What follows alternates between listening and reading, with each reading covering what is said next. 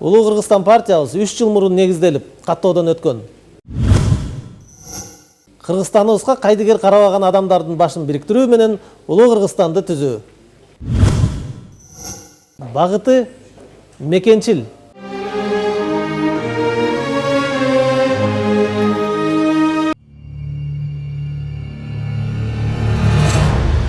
2011 жылдын 16 апрелинде Бишкек шаарында Beta Stories 3 соода борборунун ишкери Йылман чолпон айымды зордуктоо максатында ур токмок алып, ич агарынын үзө тебет.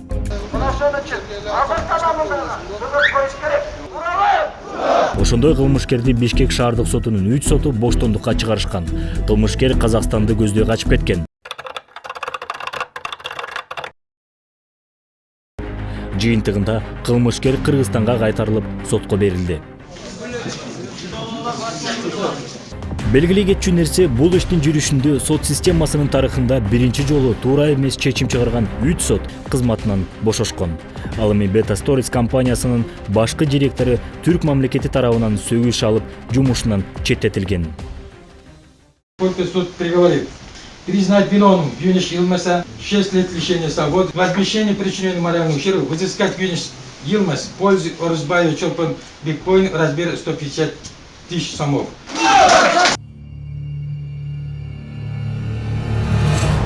Эки миң 12 жылы чоң кеминге караштуу улуттук жаратылыш паркында 200 жылдан бери өсүп келе жаткан чаншан карагайлардын 521 түбү 3 айдын ичинде мыйзамсыз кыйылган.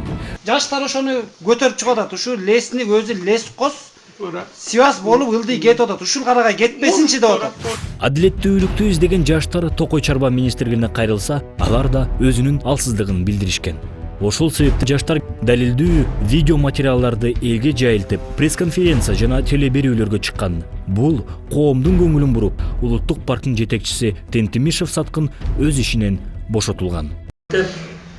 Может быть, туура эмес кылганыбызды мойнубузга алдык. Может быть, мындан кийин муну өзүбүзгө сабак кылып алып, неме кылабыз.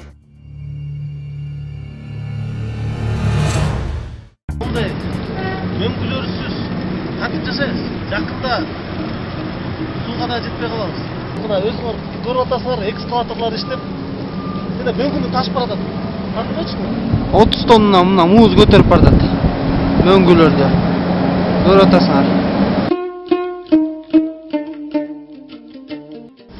Расход ледника. Час. 600 куб ледника, да?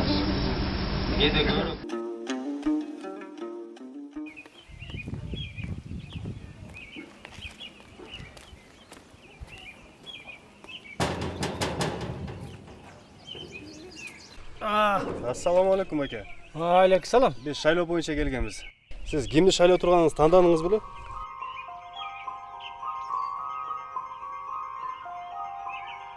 Албетте тандадык. Таза партияны шайлайбыз. Анда байке, биздики деле таза партия. Бизге деле шайлап койбойсузбу? 500 сом бу. Оятан көрү. Мейли ке, апкар, колго төрөйүн. Атасынын көрү. Не бар, не жок. Ата биздин гаражыбызды сатыйбызбы?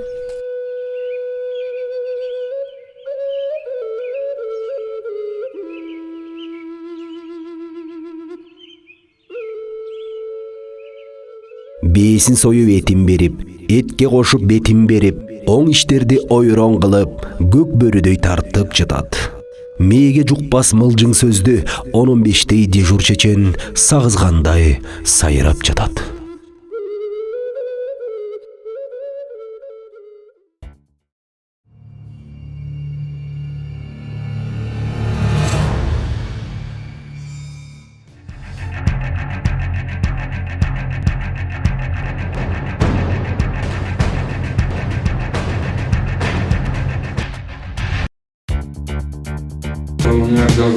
Ошол боюнча сактап калгыла. Саясатчыларды артынан ээрчип кетпегиле, силердин айтып атпаймынбы, өзүңөрдүн жолуңар бар. Саясатчылар жаштарды пайдаланып, өзүнүн максатына жеткенден кийин жаштарды унутуп калат да.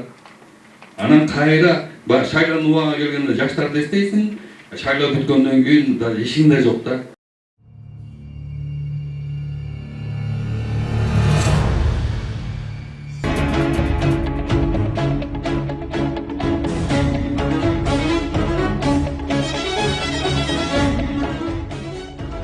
эле эң биринчиден мамлекетти оңдойлук десек, түзөйлүк десек, эң биринчиден өзүбүздөн баштайлы. Бардыгы ушу адамдын ички дүйнөсүнөн башталат. Эгер адам өзү оңолбой турган болсо, анда мамлекет жөнүндө, ошол эле элибиз жөнүндө ойлонбой деле койсок болот. Мен ишенем, ушу жерге чогулган депутаттардын, эл өкүлдөрүнүн бардыгы жакшы үмүт, ой тилек менен келишкен. Биз ушу төрага экөөбүз классташпыз, чогуу окуганбыз. Анан үйдө өзүм оокатым менен алек болуп турам, силерге окшоп эле баары. Эч нерсенин кереги жок, өзүм арабам жүрсө болду, балаларым баксам болду деп жатам. Жатсам ушу жолдош баламчал, досум, ушу үйүң эле өзүңдү ойлой бербей, мында чыксаң болот эле. Бир айтты, эки айтты, үч айтты. Эми кыйын экен бул, адамды чындыкка бери тартып келиш кыйын экен. Анткени 20 жыл биз ушул жашоодо жашап көнүп калганбыз, биз эмес. Бизден кийинки индебиз көнүп калды ушуга. Меники болсо эле болду, тияк эмне болот, кандай болот, иши жок. Улуу элбиз, кыргызбыз. Анан ойлондум, эмне кылабам деп турсам, анан ушундай бир дистерин көрдүм, роликтерин көрдүм, анан чын эле намысыма келдим. Бул мага окшогон жигиттер, может мендей эмес кээ бирөө, бирок ушулар элим үчүн, жерим үчүн деп чуркап жатса, мен эмне үчүн өзүмдүн кызыкчылыгым үчүн үйдө жатып алыш керек да, менден намыстап ушул балдардын катарына коюштум. Эмне үчүн 20 жылдан бери биздин мамлекет өспөй жатат? Эмне үчүн? Айрым бир атка минер чыккынчы саясатчылар чындыкты чыркыратып, карапайым элибиздин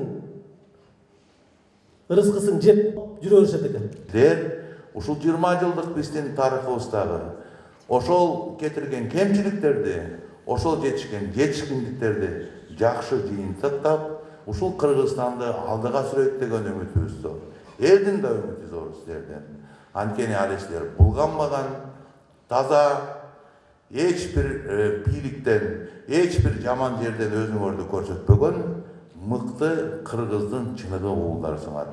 Ошон үчүн силердин жумушуңарга, иштеген ишиңерге, саясаттагы жүрүшүңөргө чын дилимден ийгилик каалайм. Рахмат. Бир байлыгыбыз жок, же бир бийлигибиз жок болуп туруп, Чолпон Ата шаарынан 7 партиянын ичинен биринчи орунду Республика партиясы менен тең бөлүштүк. 20 депутатыбыздан 200 депутатка чейин көбөйдүк.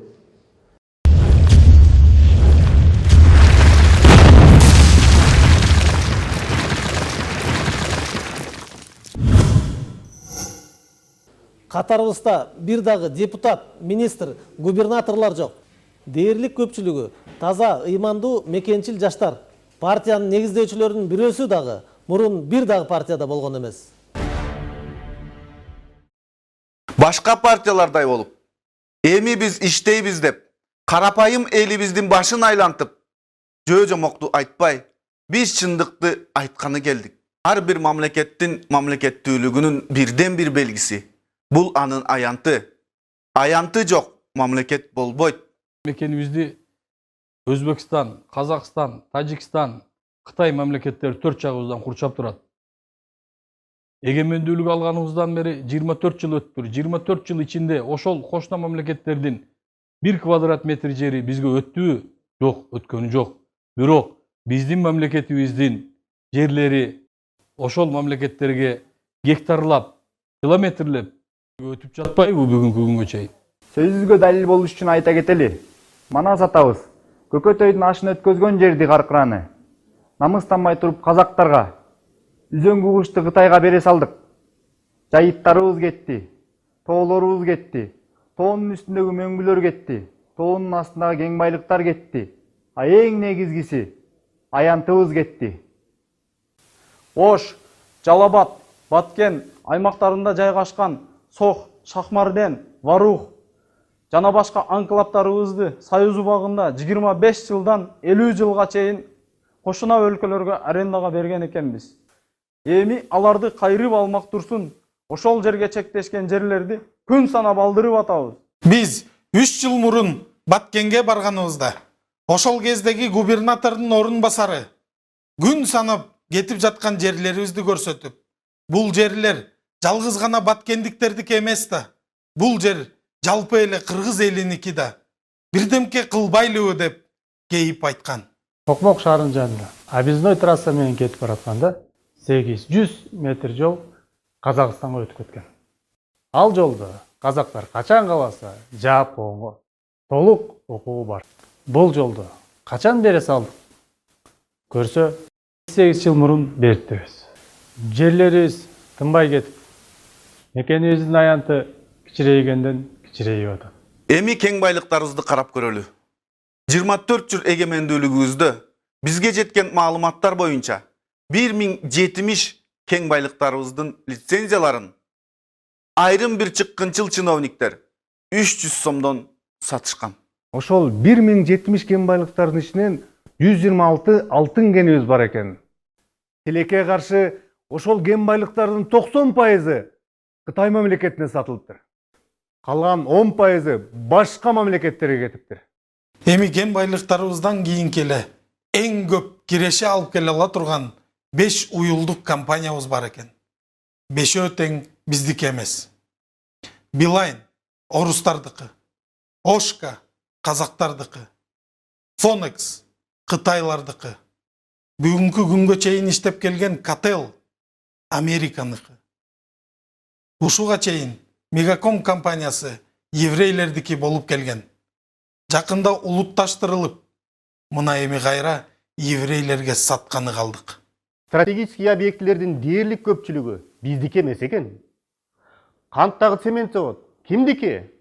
Казактардыкы. Кызыл Кыя цемент заводу кимдики? Кытайлардыкы. Күрмөнтү цемент заводу кимдики? Казактардыкы. Майлы суу лампа заводу кимдики? Кытайдыкы. Токмоктогу айнек завод кимдики? Немистердики. Кайдаркандагы ыртут комбинат кимдики? Казактардыкы. Кадамжайдагы сурма комбинат кимдики? Казактардыкы.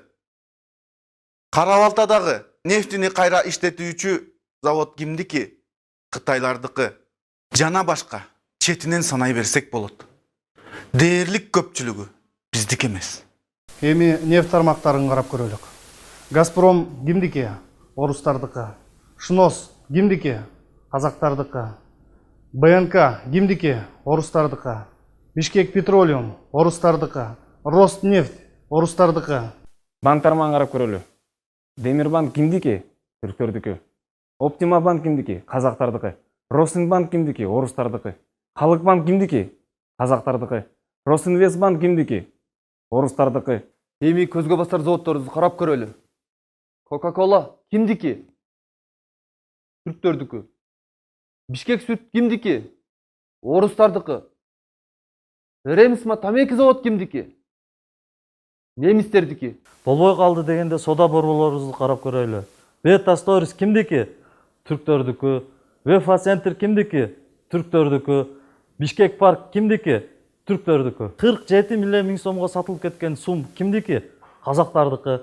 Жада калса Народный деген магазиндерибиз кимдики? Казактардыкы. Анда бизге эмне калды? Камоктор. Урматтуу мекендештер, Түркияны 7 жылда болуп көрбөгөндөй өнүгүүгө себепкер болгон акылман айткан экен. Көп уктаган эл бир күнү кул болуп ойгонот. Же болбосо мамлекеттүүлүгүн жоготуп ойгонот. Биз дагы деле ойгоно албай жатабыз. Эми энергетика тармагын карап көрөлү. Ат башы, Шамалды сай, Куруп сай, Токтогул, Камбарата жана башка 20дан ашык кестерибиз бар. Бирок азыркы күндө электр энергиянын баасы 300%-ке өстү. Электр тогун өндүрүп, экспортко сатуучу мамлекеттен сатып алуучу мамлекетке айландык. Тажикстан, Казакстандан сатып алып жатабыз. Алтын запасы боюнча киши башын алганда биз дүйнөдө эң алдыңкы ордундардын биринде турат экенбиз. Мындай шартта кыргыз мамлекетибиз дагы, кыргыз элибиз дагы абдан байыш керек эле да. Бирок кыргыз мамлекетибиз баймак турсун, тышкы карызга кокоздон батып турат. Тышкы карызыбыз 4 миллиард долларга жетип калды. Биз төрөгөн наристелерден баштап, ата-энелерибизге чейин ар бирибиз 1000 доллардан проценти менен карызбыз. Биздин мамлекетибиздин бюджети 1,5 миллиард гана доллар түзөт. Тышкы карызыбыз 4 миллиард долларга жакындап калды. Эми 5 миллиард долларга жеткенден кийин Кыргызстан карызын төлөй албайт, банкрот деп бизди сырткы башкаруу, орусча айтканда внешний управлениеге өткөзүшүбүз мүмкүн. Мамлекетибиздин жылдык кирешеси 1,5 миллиард. Чыгашасы 2 миллиардты түзөт. Биздин өзүбүздүн кирешебиз чыгашабызды жаппай атса, сырткы карызыбыз жана анын күн сайын өсүп аткан процентин төлөй албай атабыз. Муну биз айткан жокпуз. Муну финансы министри жогорку кеңеште отчет берип атып, ушундай чындыкты айтып, кызматын өз ыктыяры менен өткөздү. Ошентип дүйнөлүк банк сыйыртмагын биздин мамлекетибиздин кокосуна салып, ай сайын муунтуп келатат. Мамлекетибизди гана муунтуп тим болбостон, ар бирибиздин үйүбүзгө кирип келип, ишке жарамдуу калкыбыздын 48%-нын кокосуна микрокредит деген сыйыртмакты салып, ай сайын муунткан. Микрокредит дээрлик көпчүлүгүбүздө бар экени ачуу чындык. Микрокредиттин айынан үйлөрүн алдырып, күйөөсү аял менен ажырашып, балдары жетим калып атат го. Ошентип мамлекетибиз, карапайым элибиз кокосунан карызга батканга ким күнөөлүү? Айрым чыккынчы саясатчылар. Анткени алар сырттан процент менен карызга алган миллиарддаган долларды өздөрү бөлүшүп албай, карапайым элибизге жумуш ордун түзүшкөндө мамлекетибиз тышкы карызга, элибиз микрокредитке кокосунан батышмак эмес. Кыргыз мамлекетибиздин эң чоң байлыгы бул адамдык ресурс. 3,5 миллион кыргыздын 1 миллиондон ашыгы Россияга айласынан жумуш издеп кетишти. Кандай кыргыздар кетишти? 18 жаштан 48 жашка чейинки кыргыз элин көбөйтчү уул кыздарыбыз кетишти. Уулдарыбыздын дээрлик көпчүлүгү көчө шыпырып жүрүшөт. Кыздарыбыздын дээрлик көпчүлүгү идиш жууп жүрүшөт. Ошол Кыргызстандагы 1 миллиондон ашык боштукту кимдер толтуруп жатышат? Индустар, пакистандыктар, дээрлик көпчүлүгү кытайлар толтуруп. Кытайлардын саны 100 миңден 300 миңге чейин көбөйдү. Былтыркы статистика боюнча 1 жылдын ичинде эле 30 миң Кытай жээндер кыргыз кыздарынан төрөлгөн. 90-жылдары төрөлгөн Кытай жээндер 25-ке чыгып, жогорку окуу жайларын окуп бүтүрүшүп, министрликтерде иштеп башташты. Эми 5 жылдан кийин министр болуп чыга келишет. Аты кыргызча, фамилиясы кыргызча, энеси кыргыз, атасы Кытай. Бирок Кыргызстандын жарандыгын алып алган. Ошол күн санап көбөйүп келаткан Кытай жээндер кийин кайсы мамлекеттин талабын талашат? Албетте Кытайдын. Урматтуу кыргыз элим, кайнаса каны кошулбаган, кече эле бири-биринин бетин ачып атышкан партиялар өз кызыкчылыгыбызды токтотуп, мамлекеттин келечеги үчүн биригип атабыз деп, кайрадан карапайым элди алдап атышат. Андай болсо мамлекетибиздин келечеги үчүн өз кызыкчылыктарын токтотушуп, баары биригишпейт беле? Жок, антип биригишпейт. 2 же 3 гана партия биригишет. Анткени булардын бириккенин максаты бир гана, эптеп бийликке жетүү. Бири улак тартыш, бири футбол, волейбол ойнотуп, бири футбол аянтчаларын, спорт залдарды куруп, бири элдердин жүрөгүн текшертип, бири трактор, комбайндарын көтөрүп чуркап, бири акча таратып, элдерди аралап жүрүшөт. Эгерде чын эле карапайым элди ойлошсо, анда эмнеге 2011, 2012, 2013, 2014 жылдары ушундай нерселерди жасап турушпайт? Азыркы партиялардын катарында качанкы губернаторлор, качанкы министрлер, качанкы депутаттар жүрүшөт. Баары жок дегенде 5 жыл, алды 25 жылдан бери бийликте отурушат. 24 жылдык эгемендүүлүктө айрым чыккынчы чиновниктердин саясатын жыйынтыгында ушунчалык кейиштүү абалга келдик. Булардын түздөн түз болбой калды дегенде моралдык күнөөсү бар. Мына ушунун бардыгын жакшы жакка өзгөртүүгө убакыт келди. Буга чейин байылы адамдардын, байылы партиялардын тыйынына, тамагына алданып келген экенбиз. Бир урудан экен, туган экенбиз. Куда сөөк, тең туш дос, өкүл балам, жана башкаларыбыз добуштарыбыз бергенбиз. Кыргыз элибиздин батасына жана добушуна муктаж. 5 жылда 1 секундка бийлик карапайым элибиздин колуна келет экен. 1 секундта кайсыл бир партияга добушубузду беребиз. Ошол 1 секундту жүрөгүбүз менен кеңешип, туура колдонсок, кыргыз мамлекетибиздин тагдырын жакшы жакка буруп жибергенге Кудайым буйрса себепкер болобуз. Ниетибиз жакшы, себебин кылып атабыз. Жыйынтыгы Кудайдан. Кудайым буйрса жеңебиз.